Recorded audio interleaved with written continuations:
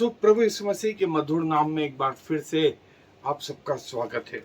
और प्रभु जो है अपने वचन के द्वारा हमसे बातें करते हैं और हम प्रभु के वचनों को विशेष करके इन अंत के दिनों में प्रभु जो हमसे कहा चाहते हैं पूरी ईमानदारी और सच्चाई के साथ, पूरे अनुभव के साथ में जो है मैं आपके समीप लेके आ रहा हूँ कि आप इस सच्चाई को जानने पाएं और न सिर्फ अपने जीवन बचाएं वरन आपके द्वारा दूसरे भी आशीषित हो।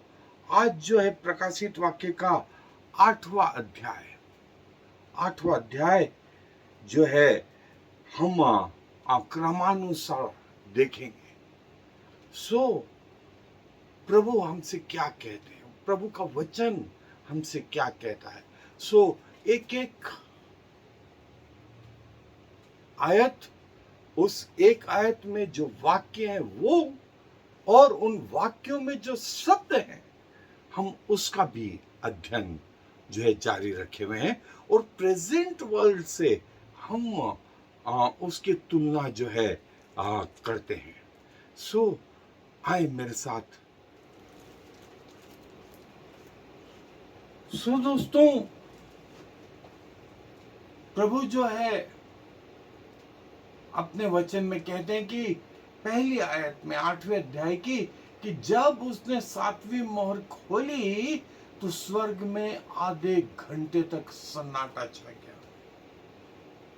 When he opened the seventh seal, there was silence in heaven about a space of half an hour.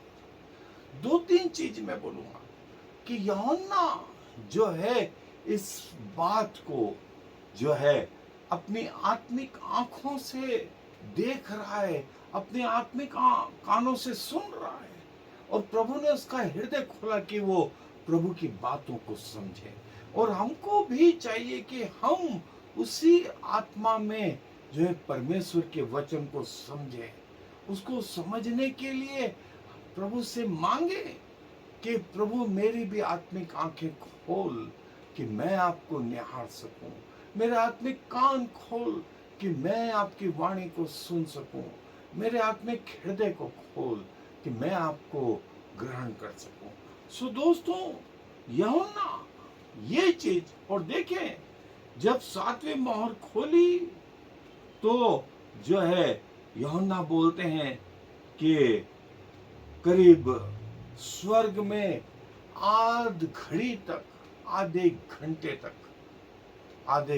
तक या आधी घड़ी तक। अब उस समय जो समय का हिसाब था वो यूहन्ना को भी मालूम था, और जो रचना उसने लिखी स्वर्गीय दर्शन को जो है पृथ्वी की भाषा में लिखना एक और तकलीफ वाली बात, और जो है वो जो है जैसे एस्टिमेट टाइम जो है वो पृथ्वी का जो है स्वर्गीय बातों को प्रकट करने के लिए लगाया। पृथ्वी की लैंग्वेज स्वर्ग की बातों को प्रकट करने के लिए एक बहुत कठिन काम है दोस्तों, एक बहुत कठिन काम है।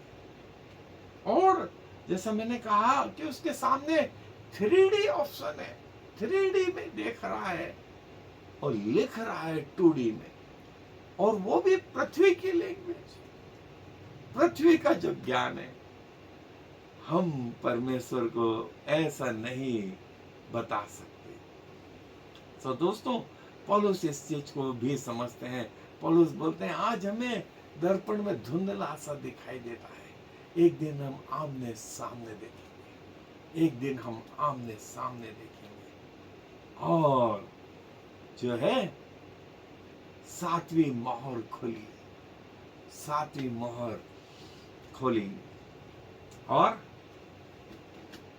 स्वर्ग के लिए जो शब्द आया है ओरेनोस, और 7वीं मोहर जो है आध घड़ी तक स्वर्ग में सन्नाटा छा गया, स्वर्ग में सन्नाटा छा गया। आध घड़ी तक सातवीं मोहर पर जो है मेमने ने जो है सातवीं मोहर खोली। हमने देखा था कि वो 5वें अध्याय में 7 मोहर लगा करके वो पुस्तक बंद करी गई थी, और 7 जो है 7वीं मोहर पर 7 स्वर्गदूत 7 तुरियां फूंकने के लिए तैयार हुए, और हर स्वर्गदूत के साथ, हर स्वर्गदूत के तुरियां फूंकने पर भी एक एक आपत्ति, जिसमें से जो पहली 4 विपत्ति है वो इस अध्याय में, और अगली 3 विपत्ति जो है 9वें अध्याय में है। सो आज हम 8वां अध्याय देख रहे हैं, 8वां अध्याय देख रहे हैं कि वे स्वर्गदूत जो है तैयार हुए। उसने 7वीं मोहर खोली तो स्वर्ग में आध घड़ी तक सन्नाटा छा गया, सन्नाटा छा गया। और जो है 7 स्वर्गदूत जो परमेश्वर के सामने खड़े रहते हैं, उन्हें 7 तुरियां दी गई। और फिर एक और स्वर्गदूत सोने का धूपदान लिए हुए आया और वेदी के निकट खड़े हुआ, और उसको बहुत धूप दिया गया कि सब पवित्र लोगों की प्रार्थनाओं के साथ सोने की उस वेदी पर जो सिंहासन के सामने चढ़ा है। उसने 7वीं मोहर खोली, 7वीं मोहर खोली तो सन्नाटा छा गया आध घड़ी तक, क्योंकि अब जो कुछ होने वाला था वो अगली 7 विपत्तियां 7 तुरियों के फूकने पर होने वाली थी। और ये तुरियां जो है स्वर्गदूतों को दी गई, ये तुरियां जो है स्वर्गदूतों को दी गई कि स्वर्गदूत तैयार हैं, और एक एक तुरी के फूकने पर जो है एक एक विपत्ति जो है आ गई दोस्तों। सो ये वो महत्वपूर्ण चीज थी।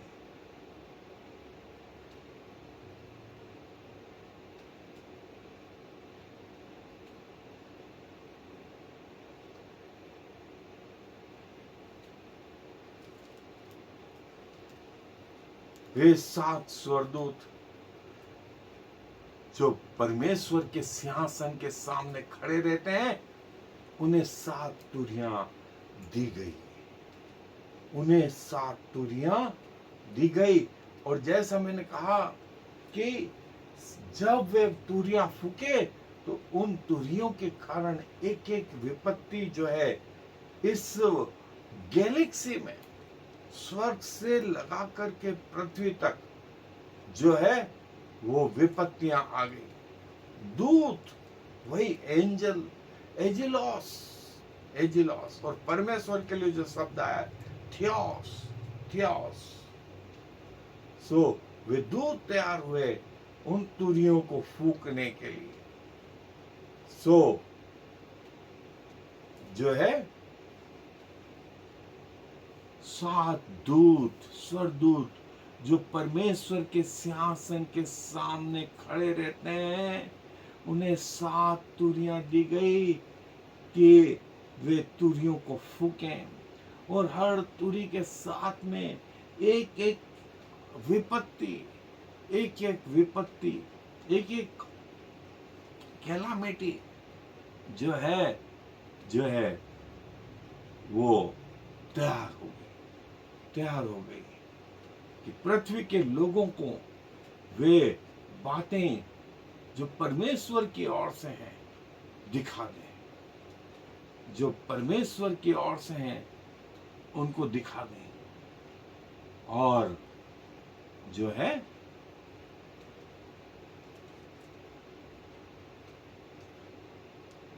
जो स्वर्गदूत खड़ा हुआ उसके हाथ में एक सोने का धूपदान था और वेदी के निकट खड़ा हुआ और उसको बहुत धूप दिया गया कि सब पवित्र लोगों की प्रार्थनाओं के साथ सोने की उस वेदी पर जो सिंहासन के सामने है चढ़ाए। देखिए, जो पवित्र लोग इस संसार में जो प्रार्थनाएं कर रहे हैं वो परमेश्वर के सिंहासन के सामने धूप का काम। आपको याद होगा कि मूसा के समय में वो मूसा के तंबू में जो है वे बलिदान का धुआं ऊपर उठता था। आज के जमाने में वो बलिदान हम नहीं चढ़ाते, लेकिन जो प्रार्थनाएं करते हैं वो परमेश्वर के सामने वो बलिदानों के धुएं के रूप में काम करती है, जो परमेश्वर के सिंहासन के सामने पहुंच जाती। ये परमेश्वर का वचन कहता है। इसलिए प्रार्थना करना नहीं छोड़ें, प्रार्थना करना नहीं छोड़ें। जो आप पृथ्वी पे कर रहे हैं उसके प्रतिफल आपको मिलेंगे। ये प्रार्थनाएं परमेश्वर के सामने धूप के रूप में, सुगंध के रूप में पहुंचती हैं, ऐसा परमेश्वर का वचन कहता है। ये परमेश्वर का वचन जो है वेदी थुसियास्टिरियन, परमेश्वर की वेदी, परमेश्वर के, और जो धुआं है लिबेनोटॉस धुआं है, और प्रार्थनाएं जो आप कर रहे हैं प्रोसिक्यू, परमेश्वर से जो प्रार्थना आपने करी, संत लोग हेगियोस, तो पृथ्वी पर जो संत लोग हैं उनकी प्रार्थनाएं परमेश्वर के सामने उसकी वेदी के समीप धूप का काम करें। कितनी सुंदर बात है दोस्तों, आपकी प्रार्थनाएं परमेश्वर के सामने सुगंध का काम करती है, इसलिए छोड़े नहीं। जैसा मैंने बताया, पुराने समय में वे जो धूप, ये पवित्र स्थान में महायाजक ये जो धूप जला रहा है, ये धुआं जो ऊपर उठ रहा है, आज के जमाने में प्रार्थना है। आज के जमाने में प्रार्थनाएं पवित्र लोगों की ऐसे धुएं के रूप में ऊपर उठती है। ऐसे धुएं के रूप में पवित्र लोगों की प्रार्थना। और उस स्वर्गदूत ने क्या करा, उस वेदी के निकट खड़ा हुआ और उसे बहुत धूप दिया गया कि सब पवित्र लोगों की प्रार्थनाओं के साथ सोने की उस वेदी पर जो सिंहासन के सामने चढ़ा है, स्वर्गदूत ने वो प्रार्थनाओं का धूप परमेश्वर के सामने चढ़ाया। ये पुराने समय में, ये सुलेमान के मंदिर में महायाजक के धूप चढ़ा रहा, सोने की वेदी, सोने की वेदी। और आज के जमाने में आप बलिदान नहीं, लेकिन आपकी प्रार्थनाएं परमेश्वर के सामने धूप का काम करती है। आपकी प्रार्थनाएं परमेश्वर के सामने धूप के रूप में चढ़ जाती है। देखें कितनी महत्वपूर्ण बात है, कितनी महत्वपूर्ण बात है। और जो है, इसीलिए परमेश्वर का वचन बोलता है, अपनी प्रार्थनाएं करना, अपनी वेदी बनाएं अपने घरों में, जहां आप परमेश्वर से प्रार्थना कर सकें, जहां आप परमेश्वर से प्रार्थना कर सकें। और परमेश्वर आपकी प्रार्थनाओं को सुनता है दोस्तों। और जो है वो बोलता है, उस धूप का धुआं पवित्र लोगों की प्रार्थनाओं सहित स्वर्गदूत के हाथ से परमेश्वर के सामने पहुंच गया। जो प्रार्थनाएं आप पृथ्वी पे कर रहे हैं, वे स्वर्गदूतों ने उठा करके परमेश्वर के सिंहासन के सामने पहुंचा दी। ये मध्यस्थता के वे प्रार्थनाएं जो आप पृथ्वी पे कर रहे हैं। और लिखा है, प्रभु की आंखें धर्मियों की ओर और उनकी प्रार्थनाओं की ओर लगी रहती। प्रभु की आंखें प्रभु के लोगों की ओर लगी रहती। इसीलिए जो वे प्रार्थना करते हैं वे व्यर्थ नहीं। और परमेश्वर के सिंहासन के करीब वे प्रार्थनाएं और जो है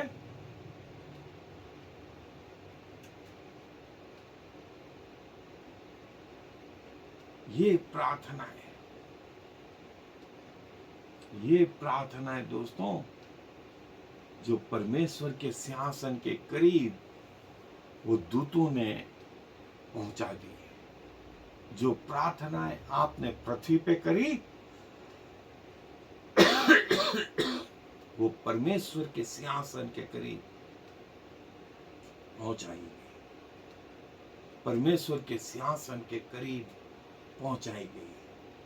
किसी ने नहीं देखी हो, किसी मनुष्य ने नहीं देखी, लेकिन परमेश्वर ने वो प्रार्थनाएं सुनी। परमेश्वर ने उन प्रार्थनाओं को ग्रहण किया जो आपने पृथ्वी पे करी। परमेश्वर ने वो आंसू देखे हैं, परमेश्वर ने वो आंसू देखे हैं और परमेश्वर जानता है, और परमेश्वर जानता है।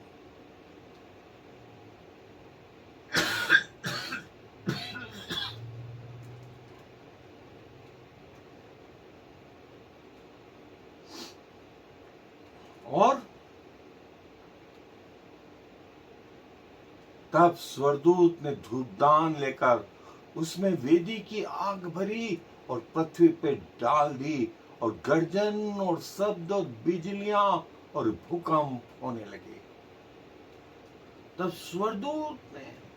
स्वर्गदूत ने धूपदान लेकर उसमें वेदी की आग भरी और पृथ्वी पर डाल दी।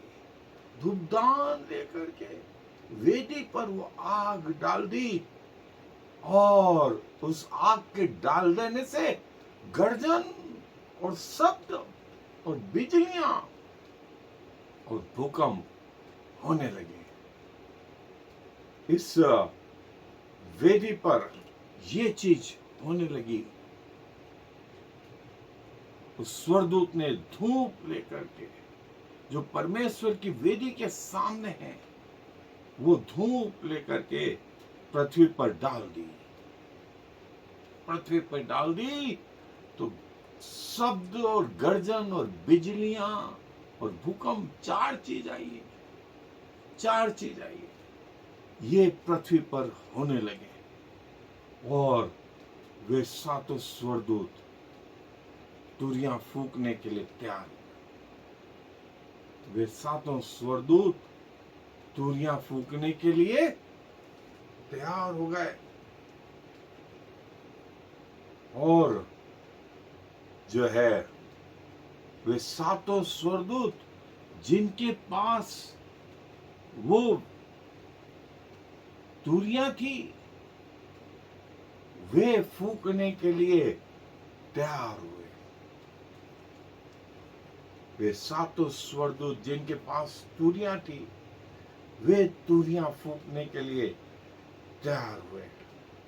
और जो है पृथ्वी पर परमेश्वर का जजमेंट शुरुआत हो गई, और वे तुरियां फूंकने के लिए स्वर्गदूत तैयार हो। सो दोस्तों, एक के बाद एक जो तुरियां फूंकी जा रही थी पृथ्वी पर, ऐसा गर्जन और शब्द और बिजलियां और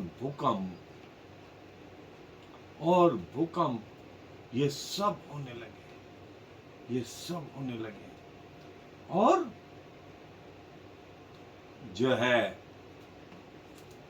पहले स्वर्गदूत ने तुरी फूकी, पहले स्वर्गदूत ने तुरी फूकी और लहू से मिले हुए ओले और आग उत्पन्न हुई और पृथ्वी पे डाली गई और पृथ्वी की 1/3 जल गई।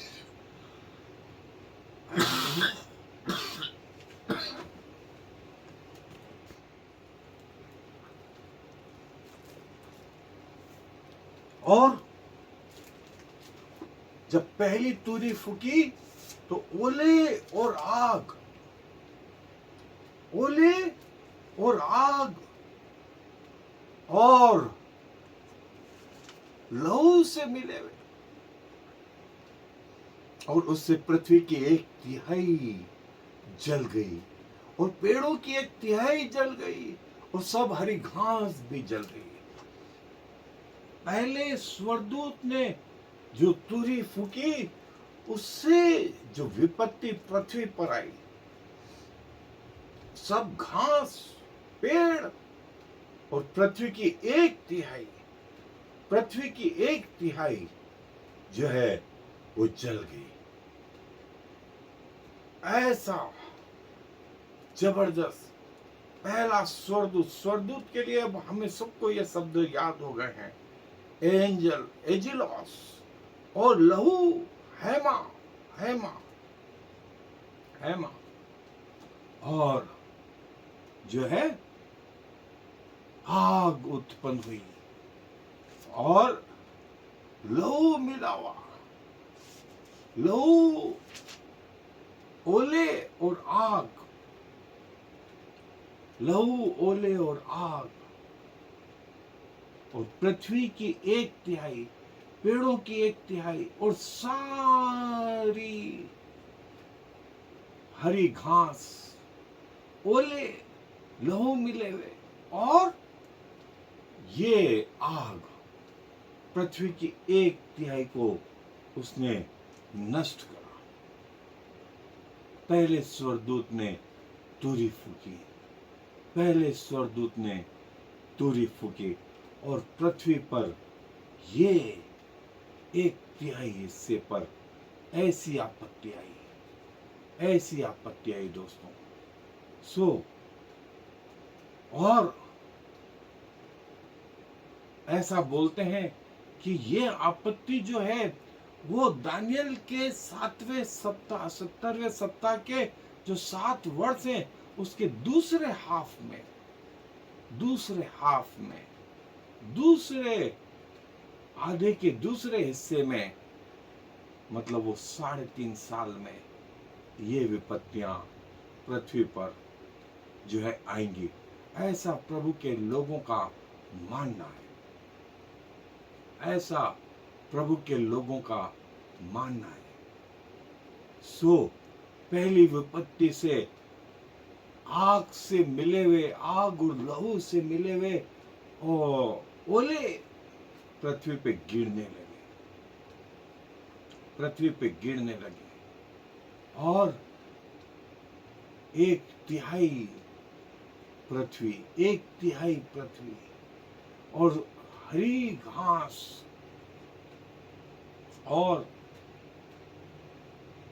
सब पेड़, पेड़ों पर भी 1/3 पेड़ जो है नष्ट हुए, 1/3 पेड़ जो है वो पहली विपत्ति में इतना नाश हो गया दोस्तों, इतना नाश हो गया। और जो है उसके बाद दूसरे स्वर्गदूत ने तुरी फूकी, दूसरे स्वर्गदूत ने तुरी फूकी और मानो आग से जलता हुआ एक बड़ा पहाड़ समुद्र में डाला गया और समुद्र का 1/3 जल लहू हो गया। पहली विपत्ति हमने देखी पृथ्वी पर, और अब एक ऐसा बड़ा पहाड़, हम जिसको मेट्रियाइड बोलते हैं, या वे तारे जो ऊपर से गिर जाते हैं, वे ग्रह मंडल जो स्पेस से पृथ्वी से टकराते हैं। और ऐसा कहा जाता है कि यदि वो जो ग्रह है वो इतने बड़े बड़े भी हैं कि पृथ्वी से भी बड़े बड़े हैं, और वे पृथ्वी से टकराएं, तो यदि एक ग्रह जो करीब 3 किलोमीटर लंबा हो, ऐसा ग्रह टकरा है तो पृथ्वी की 1/3 नाश कर देगा। और यहां यही बात कही जा रही है। और करीब 13 किलोमीटर लंबा हो तो पूरी पृथ्वी को नाश करने के लिए काफी है। सो ऐसे ग्रह स्पेस में ऑलरेडी हैं जो घूम रहे हैं। और जो कहा गया है कि एक बड़ा पहाड़ जो समुद्र में डाला गया, समुद्र में डाला गया, और समुद्र का 1/3 लहू हो गया, और जो है समुद्र का 1/3 लहू हो गया। दूसरी विपत्ति जो है समुद्र पर, उसका 1/3 पानी लहू का सा लाल, वे मछलियां, वे जहाज जो है नष्ट हो गए। 1/3 देखिए, पृथ्वी की 1/3, फिर समुद्र की 1/3, और ये दूसरी तुरी फूकने पर ऐसा हुआ। उस स्वर्गदूत ने तुरी फूकी, समुद्र का पानी लहू का सा लाल, समुद्र की मछलियां और 1/3 जहाज नष्ट हो गए। और ये जो पहाड़ शायद गिरा, वो समुद्र में गिरा, समुद्र में गिरा। तो सुनामी जो उठी, उस सुनामी से, इतने मेगा सुनामी इसको कहा गया है, इसको मेगा सुनामी, 1/3 समुद्र का जल लहू का सा लाल, 1/3 मछलियां और 1/3 समुद्र के जहाज, ये नष्ट हो गए इस दूसरी विपत्ति से, दूसरी तुरी के फूकने से। ये जो पृथ्वी पर गिरा, सो वो ऐसे, जैसे मैंने कहा, यदि ये 3 किलोमीटर लंबा रहे तो 1/3 पृथ्वी को नाश कर दे, और यदि ये 13 किलोमीटर लंबा रहे तो ये पूरी पृथ्वी को नाश कर दे। सो परमेश्वर हमें ये बताते हैं, परमेश्वर का वचन हमें ये बताता है कि ऐसा हुआ, ऐसा हुआ, और ऐसा होने जा रहा है, ऐसा होने जा रहा है। तैयार रहें। वे लोग जो प्रभु का इनकार करेंगे, वे सब अपनी आंखों से इस चीज को देखेंगे और इसका अनुभव भी करेंगे, इसका अनुभव भी करेंगे। और प्रभु का वचन ये कहता है। और फिर जो है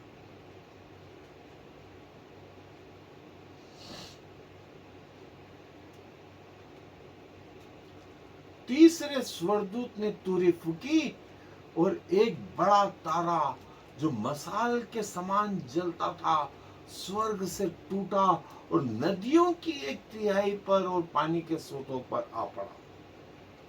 1/3 जो है, जो हमने देखा था समुद्र की जो है वो नाश हो गई। समुद्र की 1/3 जो है दूसरे तुरी के फूकने पर जो है नाश हुई थी।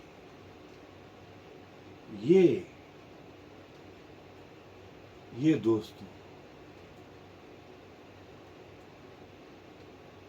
प्रभु का वचन ऐसा कहता है, दूसरी तुरी के फूकने पर 1/3 समुद्र की जो है नाश हुई और 1/3 जल के जंतु मर गए, 1/3 पानी जो है लहू का सा लाल हो गया, 1/3 जंतु मर गए। और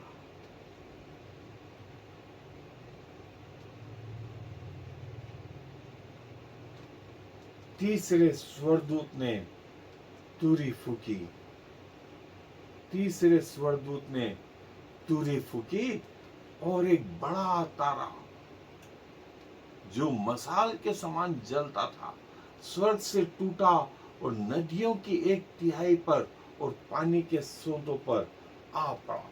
पानी के सोते, नदियां और जो है जल के सोतों पर आ पड़ा। 1/3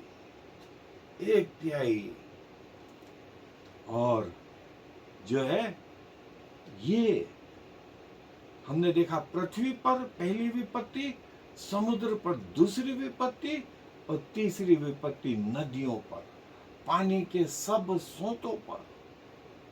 और जो है उस तारे का नाम जो है नागदोना, अगली आयत में आया है। नागदोना सा कड़वा हो गया पानी, और ऐसा कड़वा हुआ कि लोग पानी को पी ना सके। नदियों का पानी, सारी नदियों का पानी, सब जल के सोतों का पानी, ये विपत्ति उन पर आन पड़ी तीसरे स्वर्गदूत के तुरी फूकने से। जो तारा, जलता हुआ तारा ऊपर से नीचे सब नदियों पर आ पड़ा, सब नदियों पर आ पड़ा। 1/3 नदियां और पानी के सब सोते, पानी के सब सोते जो है दोस्तों वो ऐसे नाश हुए, ऐसे नाश हुए।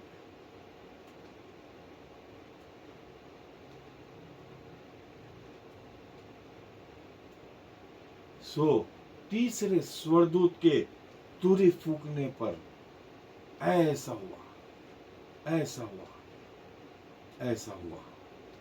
पानी के सब सोतों पर यह विपत्ति आ पड़ी। और फिर लिखा हुआ है कि उस पानी, जो पानी था वो नागदोना सा कड़वा हो गया। उस वर्मवुड अंग्रेजी में शब्द आया है, और नागदोना सा कड़वा हिंदी जो शब्द है वो तारे का नाम नागदोना है।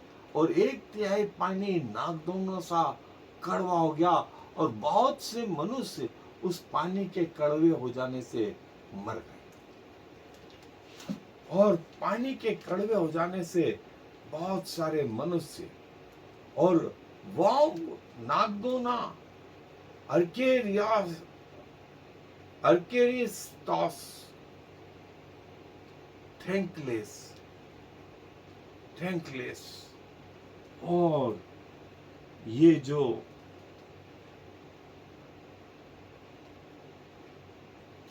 पानी है वो नागदोना सा कड़वा, और जैसा तारे का नाम जो है नागदोना, और सब पानी कड़वा हो गया, और सब पानी के कड़वे हो जाने से 1/3 लोग मर गए। लोगों पर ऐसी आपत्ति आई, लोगों पर ऐसी आपत्ति आई, तीसरी तीली के फूकने पर। और चौथी तुरी जब फूकी तो सूर्य की 1/3 और चांद की 1/3 और तारों की 1/3 पर आपत्ति आई, यहाँ तक कि उनका 1/3 अंग अंधेरा हो गया और दिन की 1/3 में उजाला न रहा। वैसे ही रात में भी जो चौथी तुरी फूकी, उससे जो आपत्ति आई वो सूर्य पर और चंद्रमा पर और तारों पर। 1/3 सूर्य और चंद्रमा और तारागण और दिन में भी 1/3 रोशनी गायब हो गई। ऐसा जो है, जो विपत्ति आई वो स्वर्ग में या गैलेक्सी में आई और गैलेक्सी ऐसी हो गई जो है 1/3 सूर्य, 1/3 चंद्रमा, 1/3 तारे जो है अपनी रोशनी खो चुके और दिन के भी 1/3 हिस्से में उजाला नहीं रहा। दिन के भी 1/3 हिस्से में उजाला गायब हो गया। चौथी विपत्ति। सो पहली विपत्ति पृथ्वी पर, दूसरी विपत्ति समुद्र पर, तीसरी विपत्ति नदियों पर और चौथी गैलेक्सी। सो प्रभु का वचन हमें बार बार बताता है और ये प्रकाशित वाक्य में तो आया, लेकिन प्रकाशित वाक्य के पहले जब से पृथ्वी बनी तब से प्रभु अपने वचनों में अपने लोगों को अपनी आत्मा के द्वारा सिखाते जा रहे हैं। सीखो, चेत जाओ। और अब तो हम उस समय में आ ही गए, लेकिन प्रभु का वचन वर्षों से इस विषय में जो है कहता जा रहा था। और कई लोगों ने अपने जीवन को बचाया। फिर मैंने देखा तो आकाश के बीच एक उकाब को उड़ते और ऊंचे शब्द से यह कहते सुना, उन 3 स्वर्गदूतों की तुरी के शब्दों के कारण जिनका फूकना भी बाकी है, पृथ्वी के रहने वालों पर हाय हाय हाय। अभी 3 तुरियां और फूकी जानी है, जिनके कारण हाय हाय हाय, जिनके कारण हाय हाय हाय। पृथ्वी पर 3 तुरियां और फूकी जानी है, जिनके कारण पृथ्वी के लोगों पर हाय हाय हाय। और प्रभु ये कहता है, चेतो, समझ जाओ। और प्रभु ने आदम के सामने चुनने का मार्ग रखा।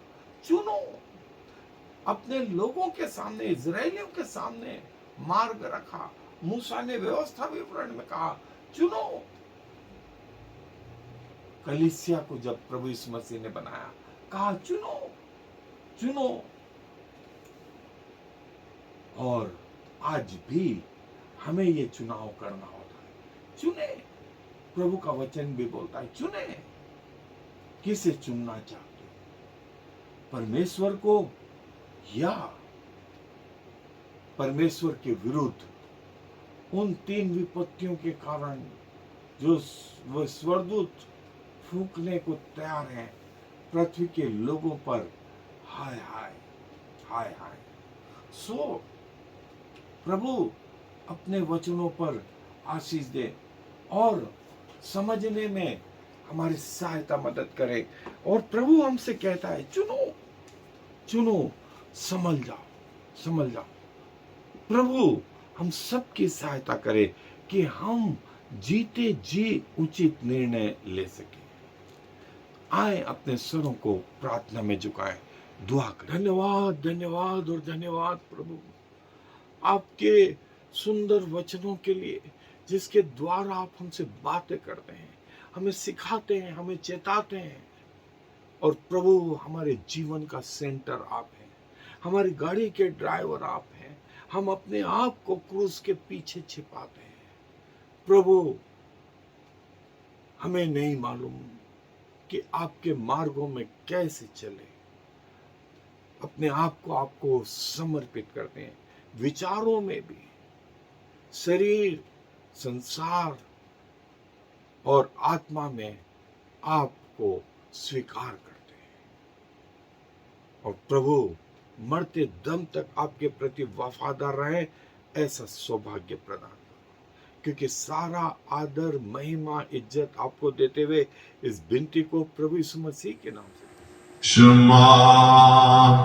Yisrael Yahweh Eloheinu Yahweh Echad. Hear, O Israel, the Lord is our God, the Lord alone.